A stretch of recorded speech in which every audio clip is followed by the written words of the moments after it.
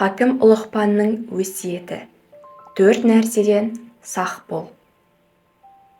Харун Рашид әлемге ақылды падишалығымен атын шығарса, әкім Ұлықпан әлемге асқан дарында дәрігерлігімен ақыл иесі болғандығы үшін танымал. Бұл екеуі де заманында пайғамбарлар санатына енген.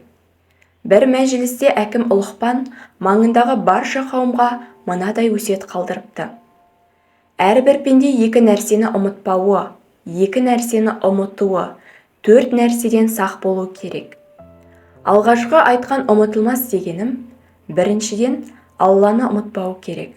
Өйткені дүниені, адамзатты, бүкіл табиғатты жаратқан бір күш бар.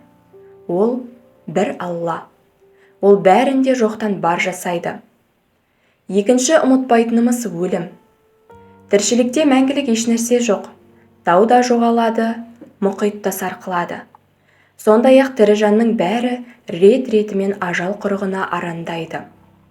Сондықтан Алланың аманатын тапсырғанша әрбір пенде тәубасынан жаңылмауға тиіс. Ұмыту керек дегені мыналар: бірінші, кісіден көрген зорлығың мен қорлығыңды, зәбір-жалаңды ұмыт. Кешірімділік парасаттылық, парасаттылық имандылық. Ал имандылық Құдайдың рахманына бөленуші, оның ахиреттегі мекені жұмақ. Екіншіден, біреуге еткен жақсылығыңды ұмыт. Өйткені жақсылық ісіңнен сен сауап табасың, оның төлеуі сол. Ал сауабы мол адам да Алланың көмегімен көп жақсылыққа ие болады. Енді 4 нәрседен сақ бол дегенге келейік, деді одан әрі Ұлықпан. Бұл көз бен тіл, 2 нәпсі. Көз адамның шамшырағы. Дүниені, ондағы бар жақсы жаманды осы арқылы көресің, танисың. Сондай қасиетімен бірге оның екінші жағымсыз жағы бар. Оған бір мысал: Алла берген қыруар малға көзі тоймай, қырынбайды жердің жұтуы. Көз бар байлық қазынасын көріп, қызғаныш, күншілдік тудырады. Ал қызғаныш арты өрт, қыруар қан төгіс.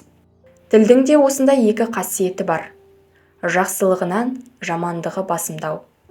Буынын таппаған жерде басқа бәле тілден. Бір патшаның елін екінші патшаның шауып жататыны арадағы жансыздардың әзәзіл тілінен. 2 дәу қағысса оның зілзаласын кінәсіз елі көреді.